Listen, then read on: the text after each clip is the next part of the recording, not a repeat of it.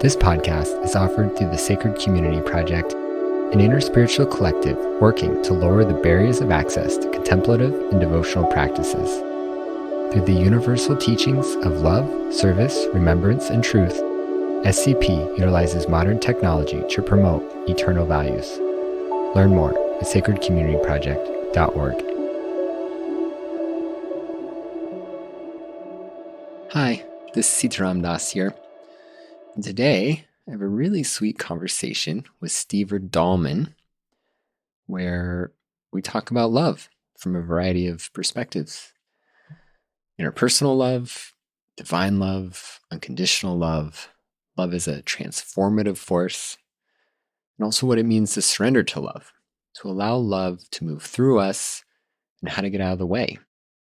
And there's really no one better that I can think of to talk about that with, because Steve is the real deal.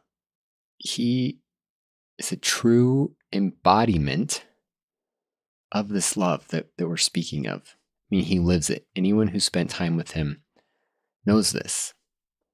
He walks the walk, and his faith is grounded in direct experience. Besides being a true loving rock, as Ram Dass would call it, he's also a licensed psychotherapist who actively trains therapists on what unconditional love really looks like in an interpersonal context, right? What does showing up in love mean with other people? He's also allowed love to move through him in ways that have created some pretty large splashes in our world. In 2008, love came to him in the form of an idea to start the Liberation Institute, which is a nonprofit in San Francisco that now offers mental health services to anyone across the entire state of California now, and Oregon, literally thousands of people, regardless of income. And again, love moved through him to create the Hanuman Murti that was the very first seed of the temple at Hanuman Maui. Right? Before anyone knew what Hanuman Maui was, before he knew where the Hanuman Murti was going to go, he just knew that there was supposed to be a Hanuman on Maui, a Hanuman that could bring the bhakti and the aloha together. Steve doesn't go into either of those stories too much. He's kind of reticent to talk about himself, but he has told both of those stories in two separate and extremely moving videos, and he references them both in the podcast. So I've linked them in the bio. So if you are unfamiliar with him and his work, I recommend checking him out because he doesn't go into much of his personal history here. This is a conversation about love, a survey of love, if you will. And it starts with the simple question. So, Stever, what is the role of unconditional love in your life, and how has it shaped your healing journey? Oh, that's a good question. The role of unconditional love. So it's so easy to get into the semantics of it, right? So what is unconditional love and all that? But to me, that question means, what is the role of love? What is the role of divine love in your life? So that I try every day to make that the center of my life. It just seems like it's something that's not only saved my life, but when it can come through me, when it can use me, that's it's so rich, and that's like ultimately the reason I'm here, right? It's just such an amazing way to live. So it takes like centering on that, being ready for that, whatever practices we do to be an instrument.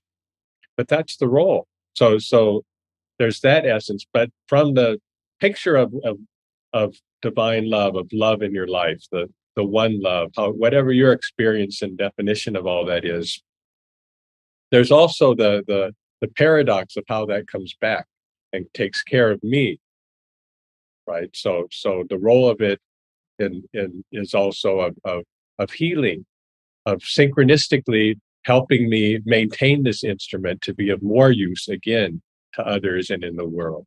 So all the good stuff happens, It's just amazing. Yeah. And so I'm hearing that reciprocal relationship part of it is maybe one of the signs that we know that love is present. Um, what else can you say about that? Like, how do you know when love is present, when it's flowing through? Like, what are those clues to you when that's there? Well, I guess the subtle clues are just those synchronicities, right? All of a sudden it feels like things are aligning.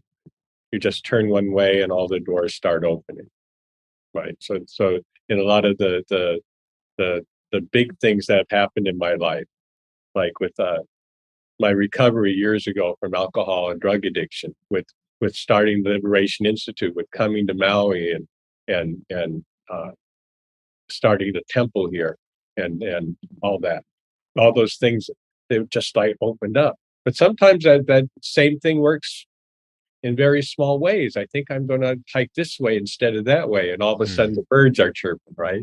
And then you come across what something that you were like kind of meant to see that's just so helpful and healing or transforming. So it happens in little ways and big ways. But Yeah. What about in those moments where like it doesn't feel easy, like life feels hard, there's chaos, there's unknown, it's uncomfortable, and it doesn't feel like there's these clear signs in those moments. How do you return to the heart in those moments, and what does it look like in the middle of that kind of unknown? good question. So there's some things in there, and that's like faith, trust, gratitude. Um, it's always like walking off the ledge and just walking on air, right? Mm, So something's gonna hold me. Am I gonna do this or not? And something has me take that step. uh-huh. So there's something in there, and the more experience I've had with that, with having it work, that connection is in there somewhere.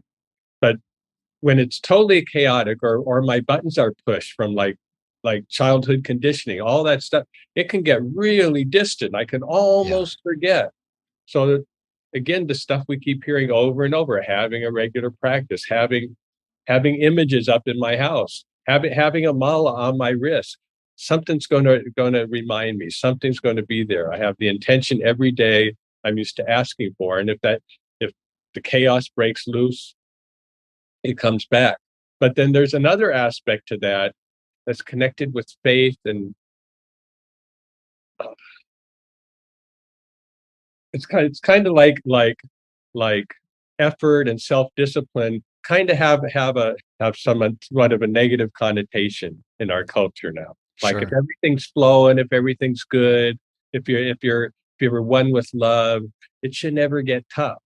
But there's actually a like when you read the ancient Vedas and the history of all this, that the yogis that experimented and came up with this stuff, the one of the words for that is strivers. Right? There's Mm, a certain striver, there's a certain effort, and it should be balanced, it should be connected. But sometimes I just have to say, you know what? Fuck it, I'm just going to keep going the way I'm going. I'm yeah. going to do it. And maybe I tell myself, you know what? You don't have to do it forever. You don't have to do it tomorrow, but let's do it. Do it for this hour, right? And it always changes. It always opens up, and God is always going to be there for me. I just forget. Yeah. Yeah. It's deeper than even do I rest or do I push forward, right? It's really like the wisdom is knowing when to push forward and when to let it be. And Yeah, yeah. I guess this is a big question that just came up in this moment. For me, when I reflect on my own path of hypothetically at least growing in wisdom, uh, it's essentially more or less been through trial and error, right?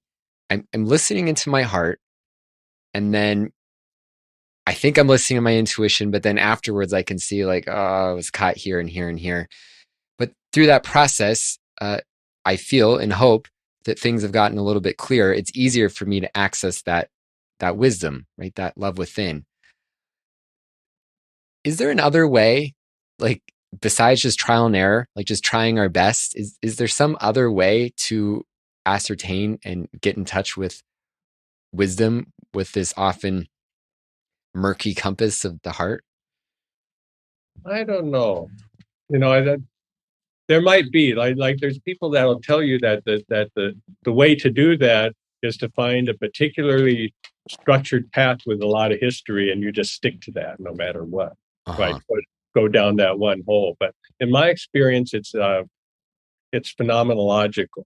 So I think of it less as trial and error, more as just being open and exploring. And like phenomenology then is the is just being open to whatever's really there. So you kind of say, oh, here's that rock. I'm going to look under that rock. Maybe that leads you somewhere, or maybe it doesn't. Get this constant openness, and the more I'm aware, the more I see all these possibilities. So in my little mind, it might feel like trial and error, but every once in a while, maybe you've had this experience. Every once in a while, I can see that no, the universe is throwing me tons of this great stuff constantly, and I just every once in a while kind of open my eyes and grab something, right? Yeah. So it's so vast and rich, but Yeah. but from our little human experiences, it's kind of feels like trudging sometimes. Right. Just strengthening that awareness, strengthening the compass, keeping the heart open, doing what you know, zeroing into your intuition. But you have to learn by your own experiences because we're all unique instruments, right? So Yeah. For you, have you found at times on your path, I guess, because what I heard in that sharing is that you are very comfortable and have practice with uh, being open and really on this path of Guru Kripa, this path of grace, right? It's really like just life is the guru in a sense, right? And just really that listening. Um, but have you had times on your path where you found having some more formulaic, rigid set of, I do this, this, and this? Have you found that helpful at times? hmm. Yeah, also depends upon like on what level and in what ways, like just having actual structured day, that sort of thing. But do this, don't do that. And yes, very much so. But for me personally, how that's ended up is structuring my own sadhana, trying things. Uh-huh. Okay, well, you know what? I'm gonna do this practice or do this for this many days and really pay attention, right? Like the ancient yogis did. Maybe the answer for me and what I would offer is trying something and sticking to it for a while is what works, and being willing to tweak that, because I'll also like hold on so tight to something that worked before, and maybe it's time to let that go and move on to the next thing. But that's good. I think structure is important, but Right. Structure is important, but for us to actually stay in it, um, it actually has to fit. yeah, And exactly. the only way to find if it fits is to try it out. And there is an interesting thing that it's I'm sure it's full of paradox and everything, but there's a surfing aspect to all this for me. I think some people that are going to do better with a lot of strictness, and some people are going to do better with a lot of openness. But for me, there's an in between thing. I do the structure, but if I'm just following that blindly, there's something in my own creative and intuitive sense that doesn't flow through, right? Uh-huh. So I just get excited about being inspired and creating new things and new paradigms for helping people and all this kind of stuff, right? So you got to kind of play with that a little. Yeah. That goes right into I don't know if we how far we want to go there, but into the ego non-ego stuff, right? The ego strength Well, and tell how me that. about that, because at some point I do want to shift into talking about all of this in terms of your psychological background. And so maybe maybe let's start with that. What can you share about strengthening ego versus being not attached to the ego versus what is a healthy And ego? Can that get in now the I opened it way? up. Whoops. I don't know what I would think I was saying. Okay, it's interesting stuff, right? So we don't want to be egotistical. We don't want our desires to get in the way and our attachments to get in the way. And we hear from different traditions how that gets in the way, and we can see that happening in our own lives. But again, we need to have some sense of who we are. We need to have some ego strength in order to have the determination to move forward, especially in the tough times. So I think like many people, Ram Dass would talk about this, right? It's like you have to know who you are before you can let go of who you are. And he Hmm. cautioned against people trying to let go of the self when they don't really have that strong of a functional self yet, right? So Yeah. there's an element to that. Do you see, does that self, that ego self, does that or can that come from God also? Well, but philosophically, it's all God, of course, right? Yeah. I think in setting up the dual perspective that we bhaktis use as a tool Yeah. for the one, I think that there's a sense of separateness, right? Hmm. But I think it comes from God. I think the urging comes from God. But that's like all the stuff in the Gita and everything. That's like the Gita is just like a bag of tricks, man. It's like, you know what? So here's what you do. Don't think about too much. Just do everything for God, right? Yeah. And then that transforms the ego into something that's so connected with God and the observer. The soul is watching that. And the individual soul is monitoring that, and the ego is just like this shell, this puppet that's making it all happen. And that's when you can get in that flow, then that's Mm. so good, right? So much happens, and I'm just like, then I suddenly pop back into my ego. I think, whoa, who did that shit, right? It's great. Yeah. Something, uh, a word, a sentence that came to me just in the last couple years, thinking about, for me, using my verbal mind has been very much a spiritual practice for me through writing, through speaking. And, we often hear that phrase, right? That the mind can be the servant of the heart. But something that came to me in the last couple of years is I realized that it's actually possible for the mind to truly be an extension of the heart, right? Where when it knows that it is the servant of the heart, then it's working to manifest to the best of its capabilities, right? The heart's deepest wisdom. And then that ego strengthening part, right? Because sometimes it needs to increase its capacity to be able to do that. So it needs to gain some different frameworks, learn some new words, whatever.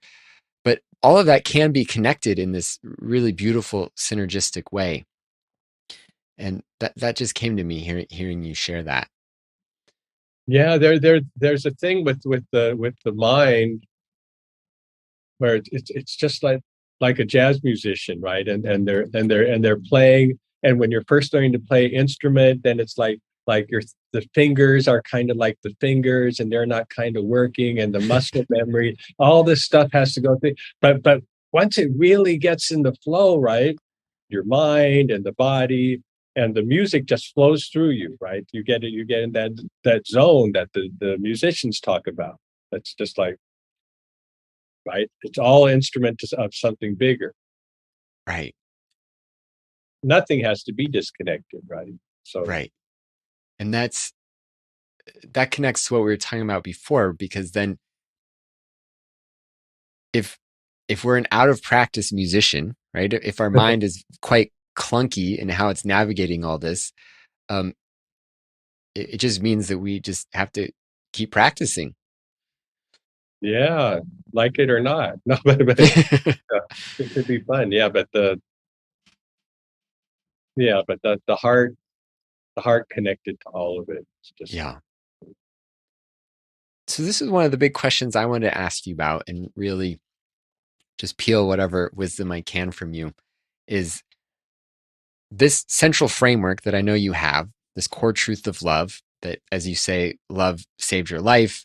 And I know that when you work with people one-on-one and when you train other therapists to work with people, uh, love is front and center for you.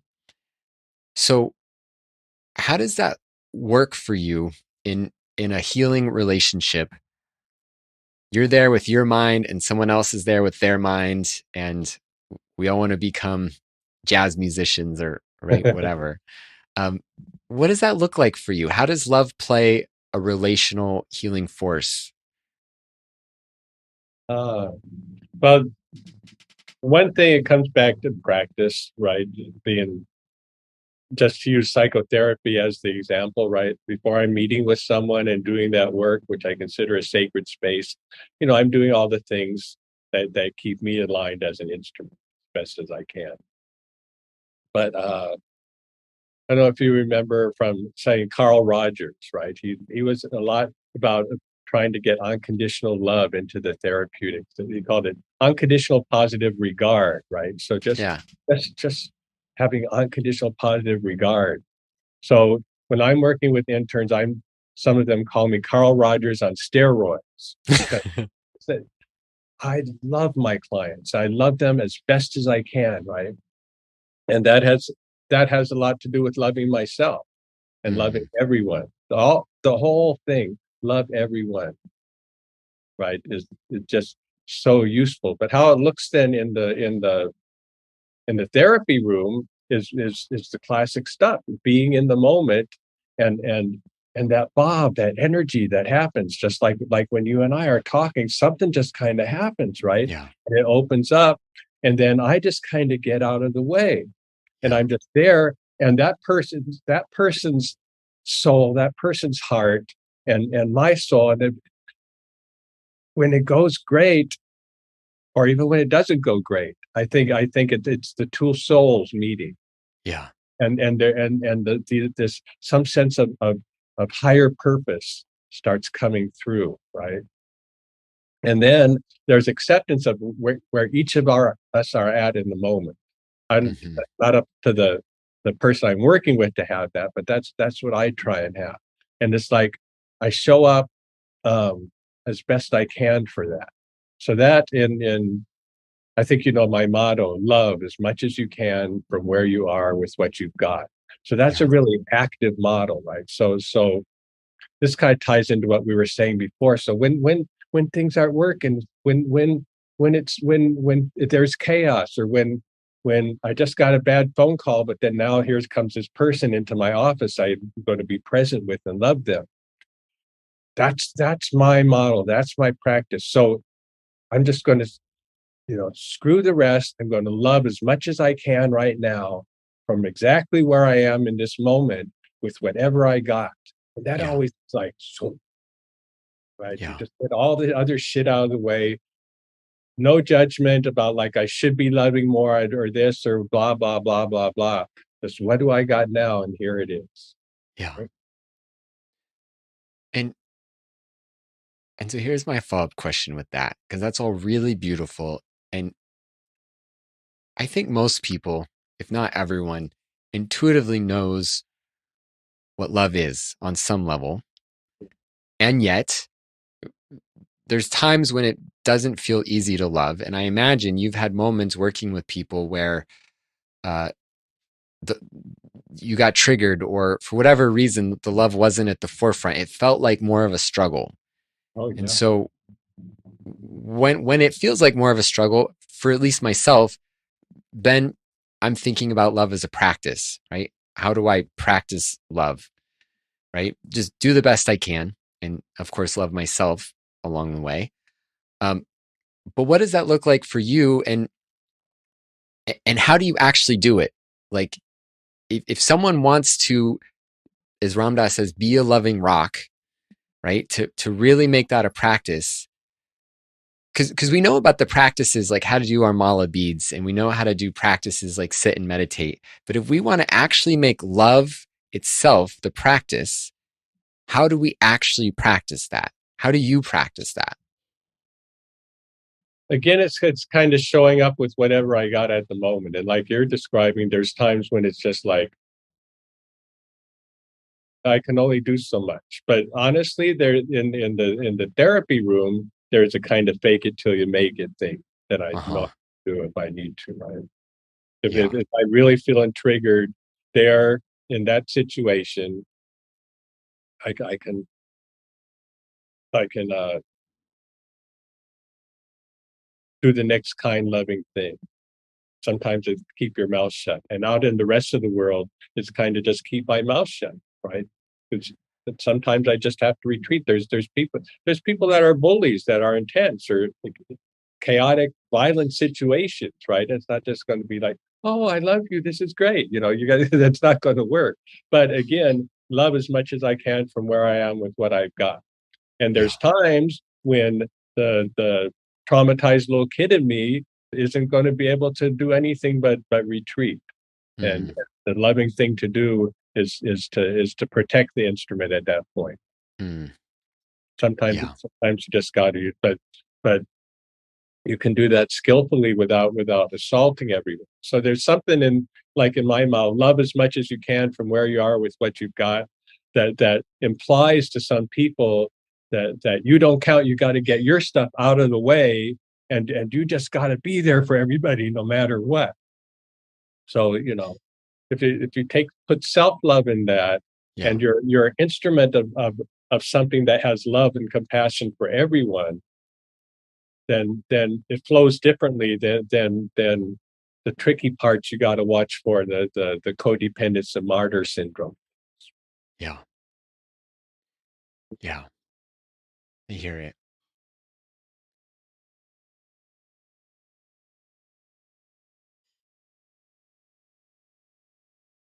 And then I'm just kind of picking up on sort of the where you've been following this. So there's the wisdom of imperfection.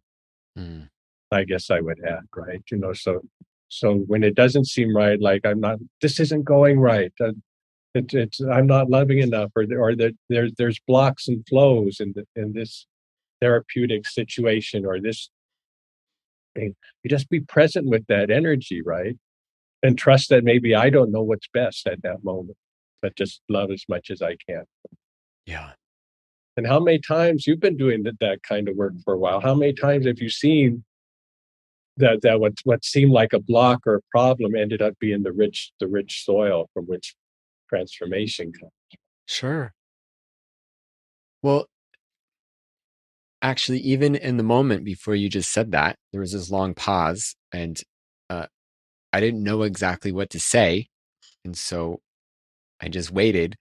And then you said more, and it was really beautiful, and it deepened the space, right? So even just that moment uh, is an example of that. Mm. Yeah. What about this? Is another one of those tensions that I don't think there's an easy answer for, but I found in myself making friends with the tension has brought about more wisdom. And I'd love to hear your perspective on this, but the tension between seeing another being as already free, seeing them as perfect, seeing them as the guru, seeing them as God, uh, while also being able to be helpful in some way, right? Because if people are coming to me or coming to you, um, it's not just because they want to hang out, right? There's often reasons for it. Yeah.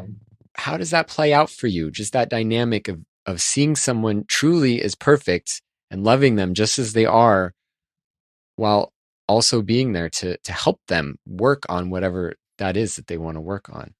Yeah, that's one of those like rich paradoxes, right? So how do you do that? That's a great question. So I think that's the what's your world view on that? What is the perfect, and then so that tends to set up like you're perfect, you're really great, but dot dot dot. If you kind of rotate your lens around from that, but here you know what, you're perfect. Like I'm writing this piece about caring for your wings, right? And I've just started writing it, but the concept is so. I'm going to write a little bit about taking care of your wings. This might sound crazy, but some people don't even think they have wings, but we're not going to talk about them. You obviously know you have wings. That's why you're reading this. So here's how you take care of your wings, right? If your lens rotates to where, you know what, you are so perfect and you are so wonderful. Where do you want to go with that? Oh, so you're spreading your wings and you feel a little weight in your socks. Can I help you take those rocks out? Right? So you see the difference? Yeah. So there's nothing wrong with you, but you know what? You're wonderful and perfect, but maybe you're setting the bar a little low. What do you think? What is your inspiration? Where do you want to go? You can Yeah. go anywhere. Can I help you do that? Yeah. Yeah. I'm hearing in that if someone really is perfect, then their desire to come and to let go of some of that weight is coming out of that perfection of who they are. And in that sense, it's almost like being a midwife or something, right? Yeah.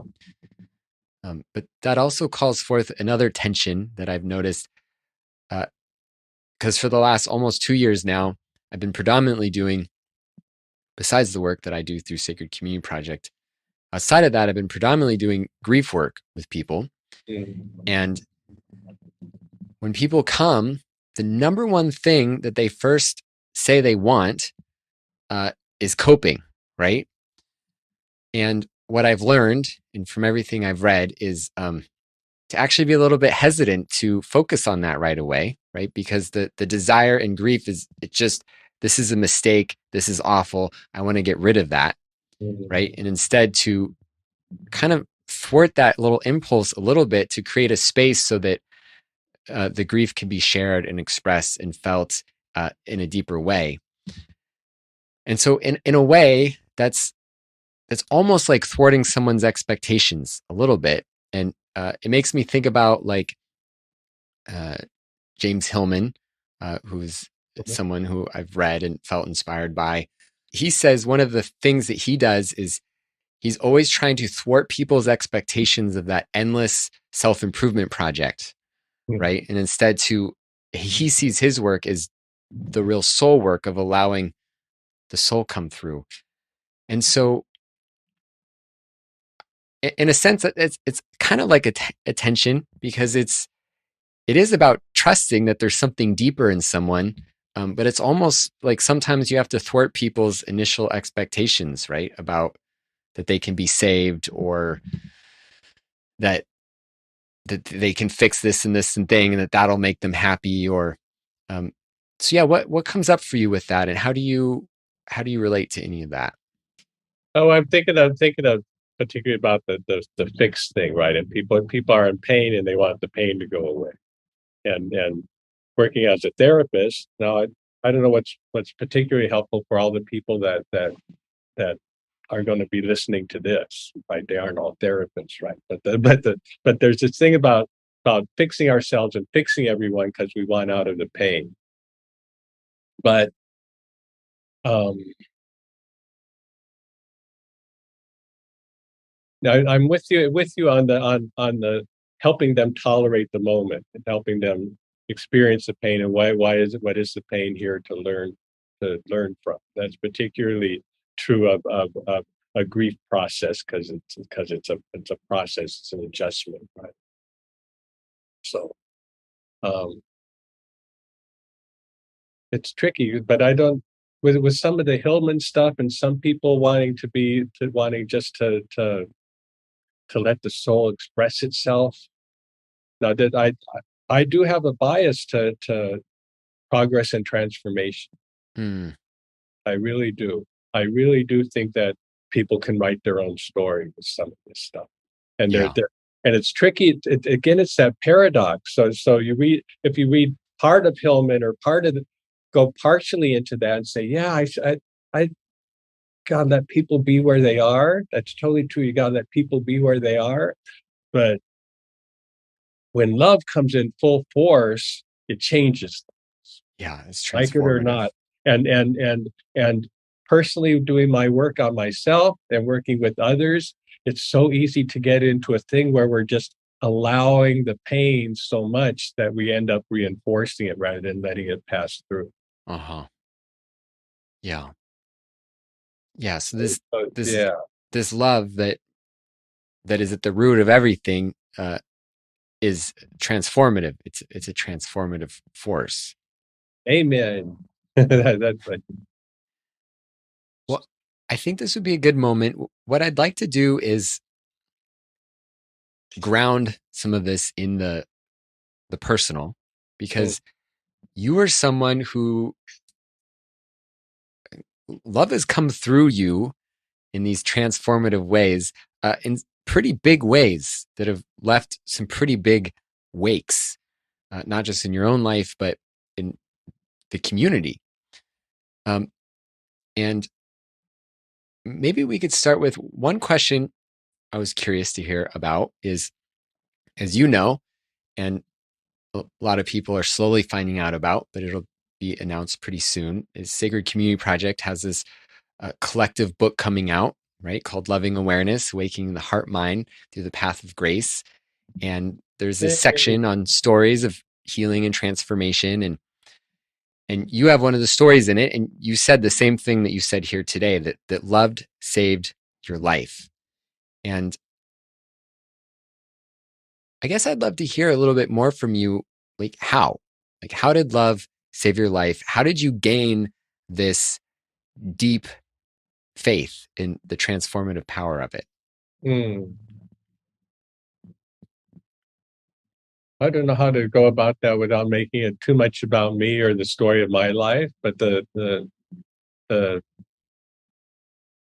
basics of it is that I got strung out on alcohol and cocaine, and there's all sorts of complexities behind that and childhood trauma and all that kind of stuff. And maybe I hadn't experienced unconditional love before. So then, as I say, there was this series of miracles, right? I just gave up. I would this it was literally killing me, this stuff. And but I'd always had since I was a little kid some sort of connection to the divine. And so I asked that divine for help. And it came Mm, through in a burning bush way with I'm in this park and this tree lights up and there's this beautiful face, this Maharaji like face saying, "You're loved. It's going to be mm, okay." And there were a couple things like that that happened very close together to where I could feel love coming in. I was in this church in Glide, church called Glide in the nasty part of San Francisco, and this gospel choir is singing, right? And I could just feel like love pouring in through the top of my head, just like I did when Maharaji's face, who I didn't know who that was, appeared in the park, right? I could just feel it coming in. It wasn't looking for it. I didn't know what it was, but it was like, whoa, right? So so love changed my life. In that case, it saved my life. But yeah. then what do you do? That's not just like one thing like, oh, I have all these problems and I'm killing myself with drugs and alcohol. And now, now there's love and now it's all good, right? So that there's constant struggle, constant learning, constant peeling away of the layers. So over and over again, love saves my life. But what is my life? What is your life? What is that story? What is getting created here? What does your soul or what does that love want to create? Right. Mm, So it saved my life, but it created my life, right? And then it was just like, oh, holy shit! It looks like I'm going to be around for a while. Now what do I do? And all I wanted to do was be connected to that and use it and have other people possibly have their experience of that. That's mm, all I wanted, right? So how do you do that? And you just one step at a time, you kind of figure it out. Back to that phenomenology. I'm going to be open to the moment. Looks like this person needs help. Looks like I'm going to do this. And then I ended up like like going for the second career years later in my life, right? I'm like, decide I'm going to be a counselor and then study psychology and do all this stuff and then start a place that can serve the people whether they have money or not. And and oh, maybe I'll do this other thing. Maybe I'll hang out and chat with these people. Maybe I'll have free yoga for people. Whatever it is, right? Or just showing up in the moment to some lady having a breakdown in the middle of the market, or however it works out. But I don't know if that answers the question. Yeah. No, it's a beautiful answer. Something I heard Ram Dass say once. Someone asked Ram Dass, "How do I get faith?" Mm. Which is a pretty powerful question. And Ram Dass had that long silence, and he said, "You ask for it." And there seems to be something really powerful about the act of asking. And I heard, what started that whole string of events was you had a moment where you asked, right? You made a sincere plea for love to show up in your life. Yeah. Yeah, that's it's the asking, the openness. Yeah. And with the Liberation Institute, which that was one of the first things that, yeah, first inspired me about you, really, was the fact that you essentially started this nonprofit seemingly out of thin air, uh, you know, and created a model that can serve a lot of people, on really all levels. And it seems like now it's spreading. There's Liberation Institute isn't just located in the Bay Area anymore. Um, Maybe you could just talk a little bit about the Liberation Institute and what it is and what inspired it and where it's heading. Oh, cool. Well, Liberation Institute. Um, I was inspired to start it, well, by love, of course. Sitting under a tree and start the Liberation Institute. I'm like, what's that? Anyway, there's a lot about the story of the origin story of the place. But basically, I started as a place where people could get professional psychotherapy, mental health services, whether they had insurance or not. That I wanted to see if the community could do it for itself. That if you take the government out of it and the insurance companies out of it and all that stuff, there was so much goop between people getting help. Seemed like there were some services for people who were at the very bottom. They could maybe get into services through some stuff being offered there, even though that varied. Or if you had money and great insurance, but for everybody in between, forget it. Yeah. So I thought, well, we could do that and everybody just pay what they can, maybe it'll work out. And the miracle is that it did work out. The first people I brought in were a couple of homeless people. And one of those people is still clean and sober today, the very first day we opened, October 7th, 2008. Wow.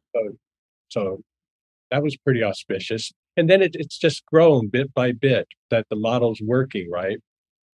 And so now we serve all of California, all of Oregon, hundreds and hundreds of people a week, a day, actually, hundreds of people a day. And rather than expand into other states, I was just in Austin, Texas, helping to open a community center there that a couple of different agencies. And I just advised them and told them about our model. And because of problems with Texas with funding and laws and our model ends up being perfect. They can serve all these people and it really works, right? So Wow. Yeah. No, that's incredible. It's really an incredible thing that you've built there. And another piece of it too is that it doesn't seem like it's just serving the community in terms of being able to receive therapy, but also, I mean, how many would you say students have you trained? Like people working on their licensure, people in school Oh, we've needing. we've had hundreds of interns Yeah. going through. We have at any given time now, we have, I think the current count is about 85 interns training and serving the community. Yeah. And then those people go out and some of them stay, some of them end up being supervisors for us years later, or all sorts of things, right? And and we train people and bring people in and encourage people to do things from a I don't want to say spiritual perspective, but it's called transpersonal, right? Have Uh-huh. some perspective on these higher energies that can be helpful rather than pathologizing people. That's the whole underpinning of Liberation Institute, is that the medical model of there's something wrong with you and maybe we can get you to be like everybody else, right? That model doesn't work well, and it comes back to what we were talking before about, what if you're perfect like you are, but want to do some other stuff, or have or your wings are a little crumpled, let's uncrumple your wings a little bit, right? So that's it's about liberation, about optimization. It's about you know what can we do. But I mean, that really, I guess the other thing that comes to me hearing that is not only is love transformative, but it's also decentralized in that uh, by you training, I mean, it's a pretty rare gift for young therapists to be able to get this kind of model, essentially the Stever Dallman model, right? The Carl Rogers on steroids model. Uh, because the reality is organizations like that still, they don't exist everywhere. And so, I mean, if you think about that, right, the impact then of liberation is much more than even the people Liberation Institute is serving. It's all the people that have been trained and gone on to be at other organizations or their private practices, right? It's like this seed of love that is really sprouting. And I mean that's the thing. If you start doing work like this, the rippling effect is just starts getting mind blowing, right? So I can work with one person, and then that's a huge rippling effect. But then you train other people to do it, and it just multiplies out insanely, right? Yeah. But now, when you think about this, though, to play out with a lot of this other stuff we've been talking about, so then a therapist, someone called to be the therapist, right? That's just like this Barry Ram does. That's just their role they're going to play in this, right? And so I try and we try and encourage people to have that perspective. But Mm, somebody comes in and have they're really into a certain type of CBT, or they're really into working with this population, or they really have this theoretical perspective, right? So that's the thing about Liberation Institute. It has this overarching thing that I've been talking about, but everybody comes with their stuff and their interests, and they can use that under this umbrella. uh-huh. Not like we only do this. Right. Yeah. And that's the other piece of, I guess, another theme from this conversation is that love also trusts other people's inner guidance. Yeah. Love Yeah. does. It's hard for us to do it sometimes, right? So that's the faith thing. When you go to backtrack a little bit, was when you were asking about the faith. There's and we came upon like you asked for it. In my experience, what I get for when I ask for it is an experience that I can't deny. I Hmm. might not even be able to describe that experience or that feeling, but I can't deny it. So this comes to, if you remember, but like Carl Jung was asked at one point, right? Right. So do you have faith? Do you believe in God? And he was like, I don't believe, I know. Right. Mm, There's a point when you ask for faith, and you're going to get some experiences that are going to blow your mind, as opposed to you're going to get some gift of blind belief based on some dogma or something, right? right. It's more like this experience, right? That just like you're going to get experiences that you can trust. Yeah. Yeah, I've likened the difference, that hardened belief, right? It requires a lot of clinging, right? We really, I really Yeah, believe this, and if I don't believe this anymore, my life's going to fall apart, right? I mean, I won't know who I am. I'll lose my community, right? But but what I'm hearing in that is that the faith you're talking about is a type of inner knowing that doesn't require any clinging, and it doesn't even require that it's said a certain way in the mind. yeah, it's just there, and you've experienced it, right? Just That actually leads me to another question before we wrap up. How have your beliefs around this love changed over time? Since you first had that opening, is there any views you had at the time that maybe have shifted over time, that now you say things a little bit different when you explain it or understand it, or your view has widened or changed slightly? I think of any of it is just to I've kept experiencing other people having other paths, Uh-huh. right?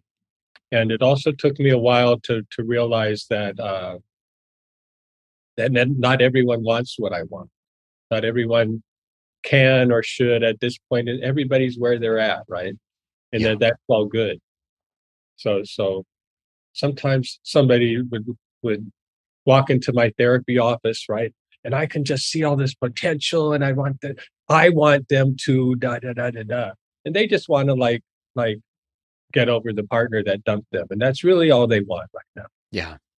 Now again, these are all just perspectives through my little tiny human lens in the moment, and and there's love in the room.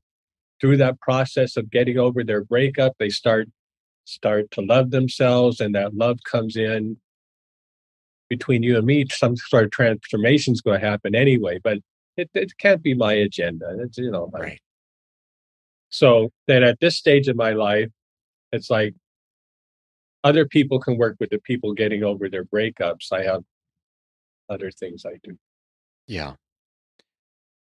That seems to fill out what you were saying earlier in terms of, right, you have a bias towards transformation, but also it has to be a transformation without an agenda. Right, right. Yeah, one thing I've learned, it was like, if you just go back to my story, right? It's like if I can just like kind of get it together and not drink myself to death, that's going to be so great, right? And that's just a small example of what I still see for myself and other people. My natural self is going to set the bar a lot lower than God is going to. Mm, uh-huh. And And that's that that that getting that out of the that way. yeah, that's a lesson I've learned more and more. That the whole So that's being open and believing, but not believing I can X, Y, Z. Just letting go. My agenda, even today, I'm sure from experience, is I'm just going to box myself in if I let my little mind come up with what's going to happen, right? Yeah, I hear it. Uh, Before we wrap up, I also just wanted to create a little bit of space for you to talk about Hanuman Maui, since Ah, you are you are the one who the idea for the Hanuman Murti, it came through your being, and you're on the board. And what do you feel inspired to share about Hanuman Maui for people who might not be familiar, or for people who maybe are familiar but maybe don't know what you're about to say? I don't know what I'm about to say. It's what an interesting expression of love, right? So I all sorts of interesting things about how I ended up on Maui, how I've got pulled into all this, how my time with Ram Dass. There's all sorts of interesting things. But when you come upon a place which we have in Maui, and there's so much energy there, It's a portal. So love is accessible everywhere. But what if there's just this you will come upon a place, you're walking along, you come upon a place where it's just like, wow, I can really feel it here, right? That's the aloha and the bhakti that so many people can feel flowing through Maui, and that brought Ram Dass here, and as people like Leohu Ryder and her lineage and of Hawaiian spirituality know that this is all meant to be bhakti and aloha blending together, right? Mm. So that's why I felt like I was called here for something to do with that. And then when Ram Dass left his body, it's like, what are we going to do with this? Here's this focus portal, right? This energy is still here. And that's what Hanuman Maui is. It's the blending of bhakti and aloha through this portal of where Ram Dass lived his last 15 years. There's an energy and a potentiality in that portal that's ineffable. It's hard to describe. But Yeah. any of us that have been there or had that in our own lives, other places, uh, have a sense of what that is or what the value is. So Hanuman Maui is just trying to preserve that. But being connected to that and preserving that also starts to transform things. So we're not just hanging out at Ram Dass's old house, right?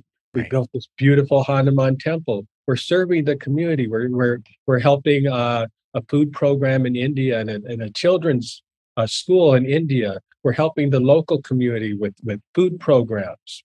We're doing all sorts of things, and it's just like love as much as you can from where you are with what you've got. And I can't transform anybody. I can just kind of show up with all my neurosis as best I can. But things seem to happen just because we're willing to be used as instruments. So Yeah. that's what Hanuman Maui is for. And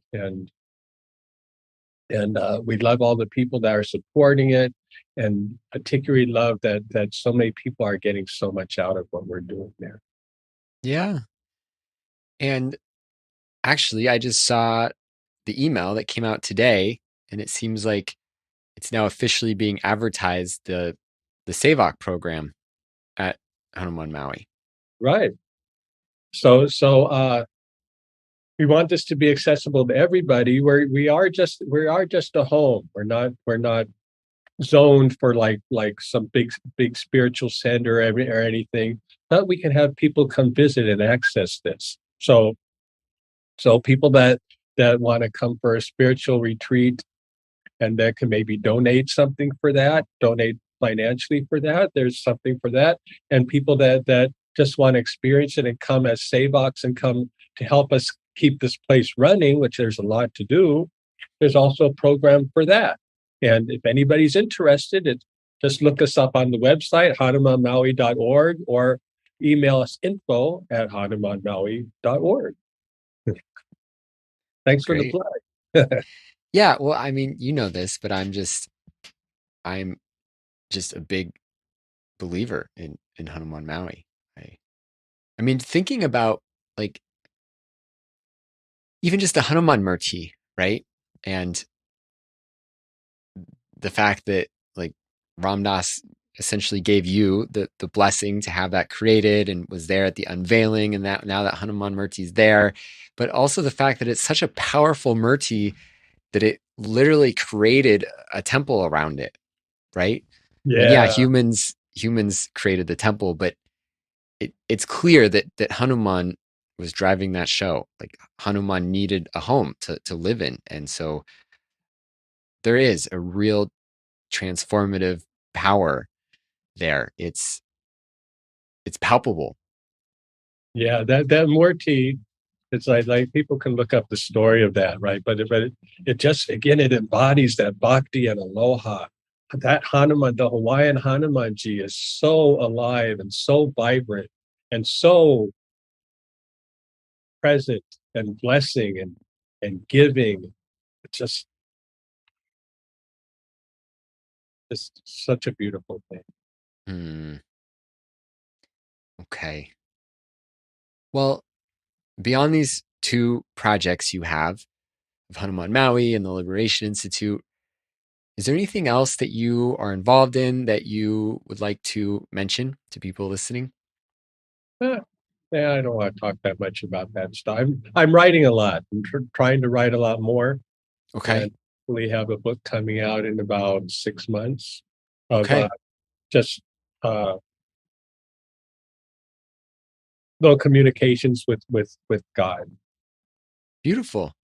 So And that's my final question. If someone listening to this in particular feels really inspired by you and your work and maybe wants to know about this book when it comes out, is there a website? Is there some way that people can contact you? oh yeah, there's steverdallman.com Okay. or through Liberation Institute. Okay. But I'm around. I'm not again, I'm just like this I'm just kind of showing up. I don't I don't have that much to do with any of it, but I'm hope some people get out of something out of the work we do. Yeah. Well, I know that my life has benefited from your presence in my life. And I know that that must be true for however many other, you know, thousands of people that you've touched throughout your life. So I'm just really grateful of you taking the time to be here today. There, there's no one else that I could think of that to talk to love about. And so, yeah, really just thank you.